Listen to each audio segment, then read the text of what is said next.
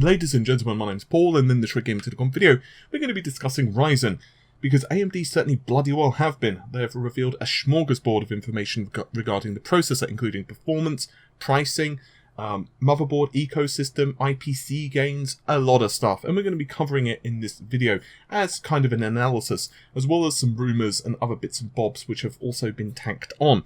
So, first things first, let me get the preface out of the way. I personally believe, at least in my opinion, that this is one of the most interesting launches in some number of years, from AMD or any company. It's pretty typical, at least over the last several years, that we see IPC games from one CPU generation to another of around 5 to 10%. Now this basically means IPC is instructions per clock. So back in the day of like the early Pentiums or what have you, gains could be pretty massive. For example, when we went from DX4 to the Pentiums because of the new caching system and other bits and pieces, basically the IPC gains went absolutely through the roof, even though the CPUs were roughly running at the same clock speed. That's no longer the case. In Intel, for example, if you look at Sandy Bridge to Ivy Bridge and Haswell and God knows what else, they are very much, okay, small gains here and there, but essentially the results are not massive. So if you had a Sandy Bridge, you probably would be absolutely fine to, for example, skip Ivy Bridge. And if you've got Skylake, well, there's not a huge point in upgrading to Kaby Lake. So AMD really had a lot to prove. The second reason I find it interesting, not just for the fact that they're back, but also competition in the marketplace. Now, I admit, I don't have anything against Intel. I like their products. I use their products. I've bought a 6700K, I have a 4770K, just for example, as well as a whole bunch of AMD CPUs as well. But I do feel that in terms of the mainstream desktop, it's a bit crappy in terms of the fact that they've still got 4 cores, 8 threads for the high end. Yes, those cores run at high clock speed, but it's a bit boring, to be honest. And so the fact that AMD are going to be shaking up the market, and oh, they are, is really cool. So let's talk about this. So Dr. Lisa Su, of course, took to the stage. She is, of course, the CEO of AMD, and she calls AMD's products game-changing products with the focus on high performance, graphics and computing, and defining the user experience.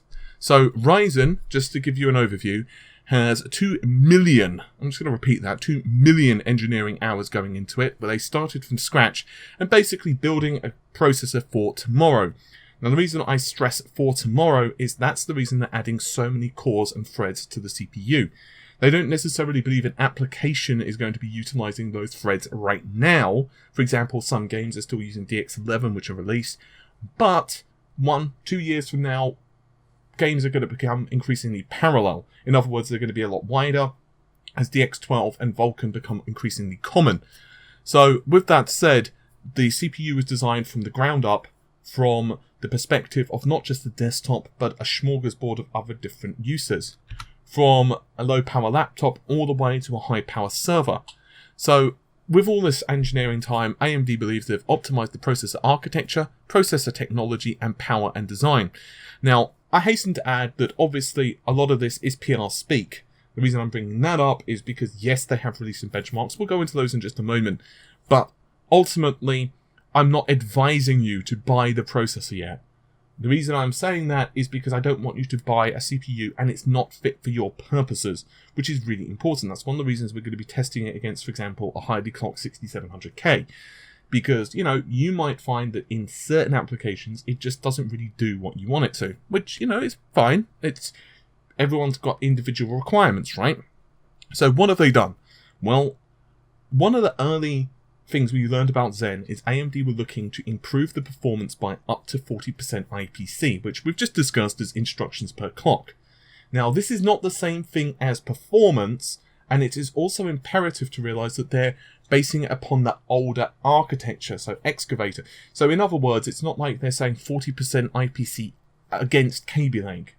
And similarly, they are also not telling us that it's like 40% faster across all applications. No. Instead, it is simply the number of instructions that the CPU can execute per clock cycle. Regardless of the semantics, it was widely criticized by a lot of individuals that 40% was a bit of a pie-in-the-sky number. In other words, it was kind of a marketing spiel, and in reality, maybe they wouldn't be able to hit that. Well, according to Lisa Su, the early rumours are accurate.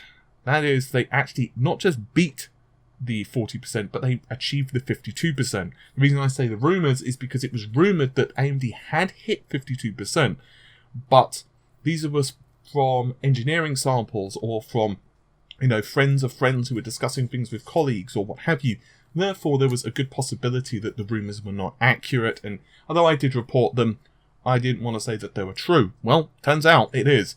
And AMD, of course, thank Mark Papermaster as well as Jim Keller for this pretty impressive performance boost. I would also add a small caveat that we will naturally be testing that as well. So, there are a couple of production shots of Ryzen.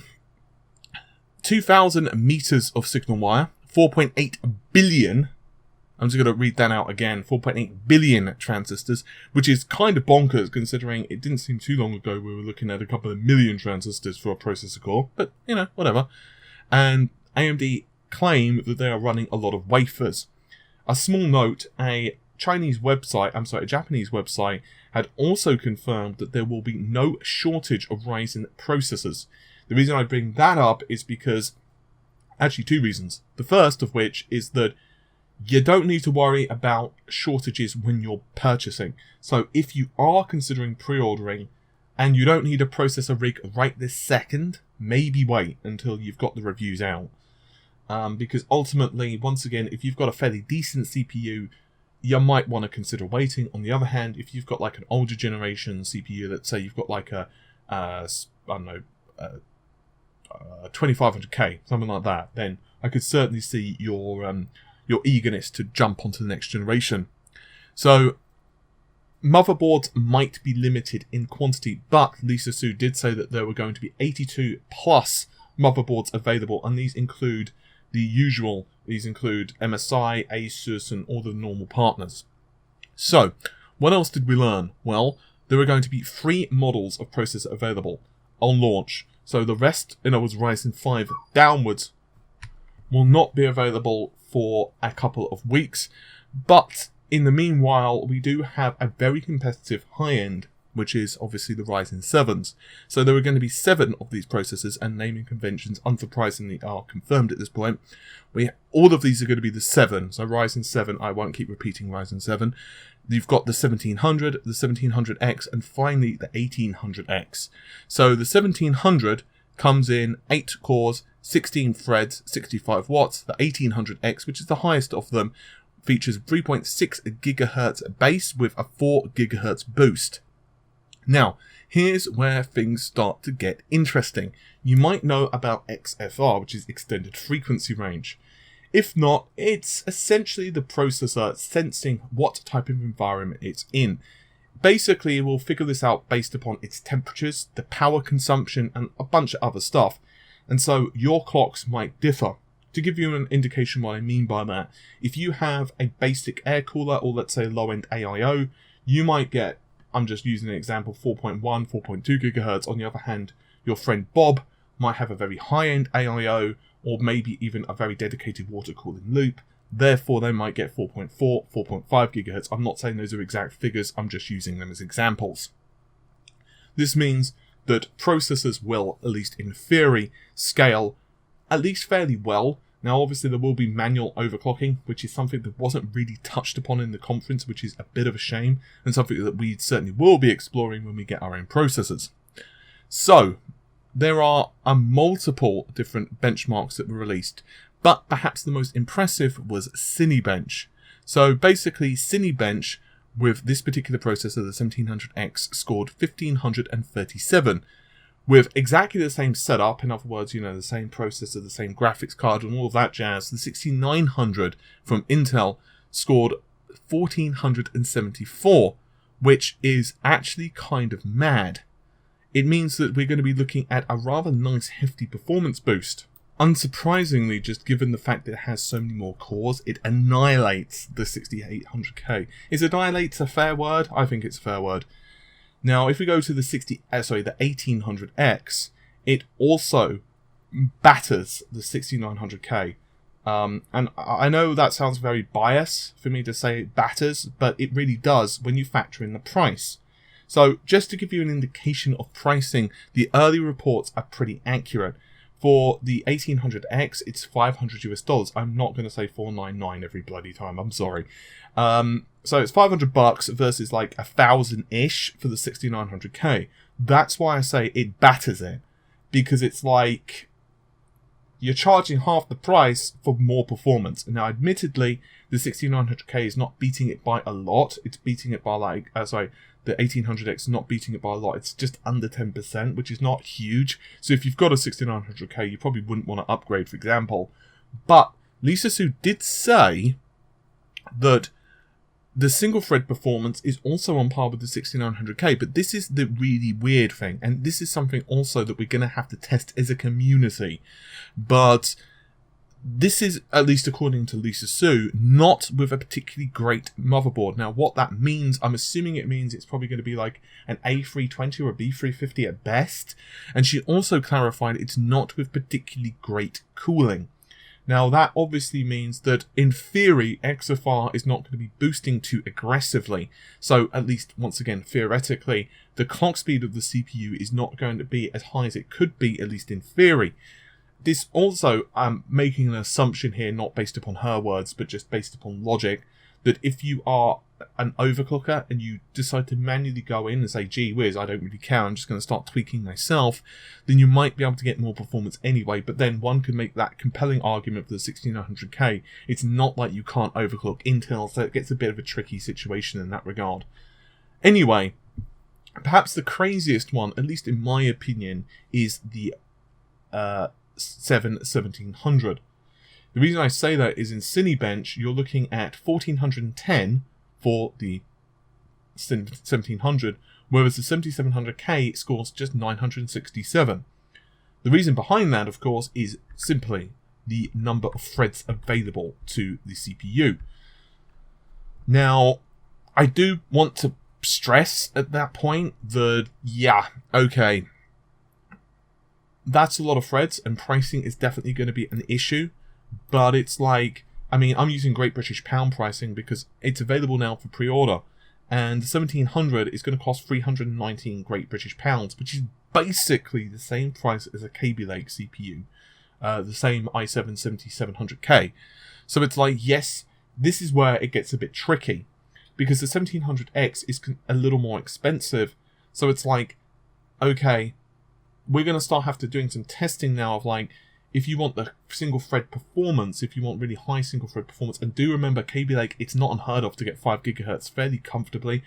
Silicon Lottery, of course, does play a part of this, but that's the same thing for Ryzen as well. And we don't have a sample size for Ryzen. In other words, we don't know how the CPU is going to scale. Now, I have heard reports and hearing reports and what some people have managed to get with engineering samples or close to retail samples that have shipped out to reviewers. It doesn't really mean much because they might be cherry-picked samples. I'm not saying they are, but it's possible. They are getting around the 4.4, 4.5 gigahertz range, which at least theoretically is around 500 megahertz slower than some of the good Kaby Lake clocks. So even if you say Kaby Lake has a 400 megahertz advantage, but it's got half the number of cores, that's kind of a problem. And honestly, and this is part of a bigger discussion, I've been wanting to discuss this for a while, but it's like there's not been enough information, solid information from the perspective of Ryzen for me to really do it. Because I don't want to say Intel's in trouble, but we don't have any solid information because it's hearsay, she said. But AMD did tell us that they wanted to disrupt the PC market with these prices. I think they've somewhat succeeded. I don't actually know what Intel can do other than reduce the price to not basically be a major disadvantage.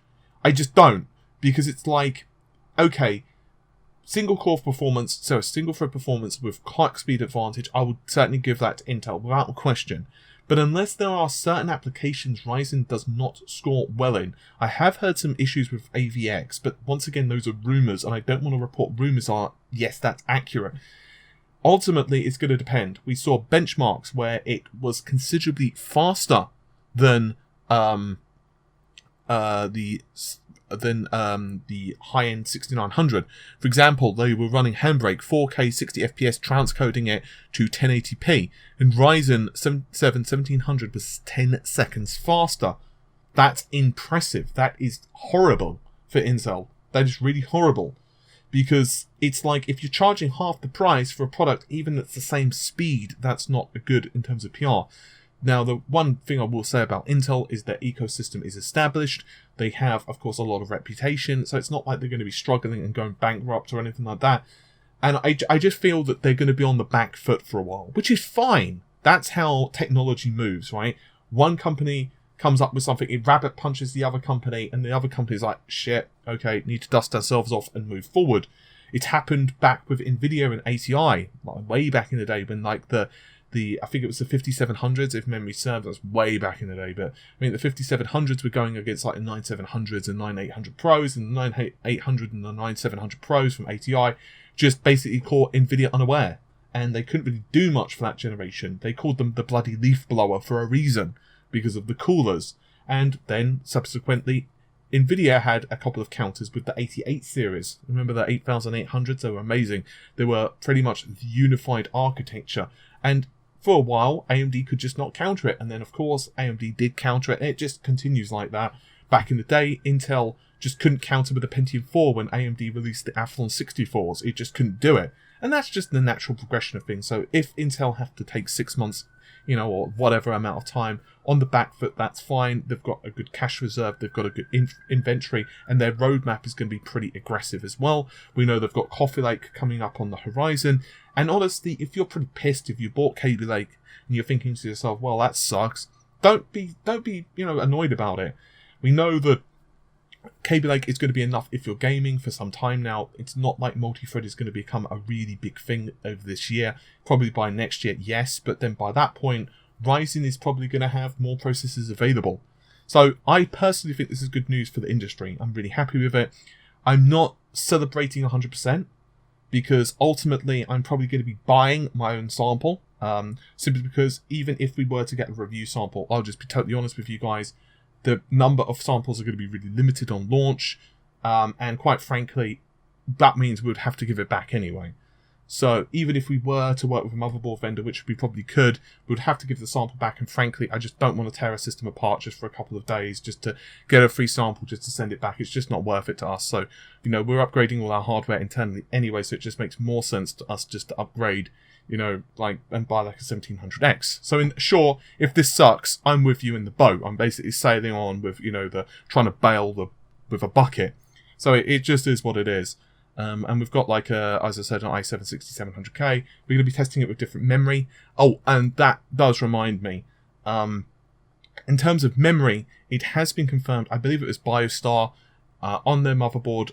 I can't remember the motherboard, if I'm honest, because I'm recording this about 4 hours after I recorded that. But one of the motherboards from BioStar, unprofessional, has actually listed memory support of 3600 megahertz. Now, we do know that Ryzen unofficially supports 3000 megahertz, but this means, at least theoretically, this processor is going to scale pretty damn well with clock speed, memory clock speed. What does all of that mean to you and I? It basically means that, wait, we're going to be getting memory to test. We have some memory with Crucial. We're going to be getting some more memory as well from them. I've spoken to them. They're quite happy to provide it, which is fantastic and really good on them. And we're going to be testing it with different memory timings and clock speeds and stuff like that, just to see how Ryzen scales. Presumably, it will scale quite well because of the number of cores and threads. And hopefully we can disable cores and threads and stuff like that with the Ryzen processors, which would make things quite interesting for testing. Here's the thing, though. It's like, it might not. The reason I say it may not is because the caching system of Ryzen, as we were discussing with Robert Halleck from AMD, is actually rather robust. Because of that, because it does have large caches, and we're not just talking about the level 3 or level 2 caches, but we're talking about the data caches, as well as very good branch prediction, and all the other crap that, yes, and crap is the technical term, that's part of the processor. What you might have is you may not see it scaling as linearly as you would expect. So you might have a situation where, yes, it's very memory bandwidth intensive, but you might not. Or it could be more timing orientated. So that also could be a thing. Like the Athlon 64s didn't really care so much about memory bandwidth as they did memory timings. I believe it was that, or the reverse, I don't remember. It's bloody years ago. But you get the idea. I think I've discussed this enough now. What do you think? There will be a lot more stuff coming over the next few weeks on the channel, so definitely stick around with us. We will be testing Ryzen. We have 3 graphics cards reviews coming up. No, I'm not joking, 3. We have an entire PC review, we have a memory review coming up as well, and we have, well, other stuff. And it's just been a bit bonkers. Things are settling down with me now because I'm almost finished moving in. Sorting out my internet connection, which has been a really big nightmare. My internet connection, at least in the place I'm at now, just keeps going up and down. So the ISP have said that they're basically going to be contacting me in the next couple of days, so that should be resolved. So it means I don't have to keep trundling down to Amy's house to upload larger videos, which has been a kind of a pain in the asshole, to be honest. So hopefully you've enjoyed the video. Normal stuff, like, share, subscribe, join me. Join us. Thank you to everyone that's been messaging me on social. I know it's been blowing up over the last couple of hours. I've not checked it over the past few hours because I was aware about the news. So, I just want to kind of throw this up there. But I'll see you soon. Take care of yourselves. Bye for now.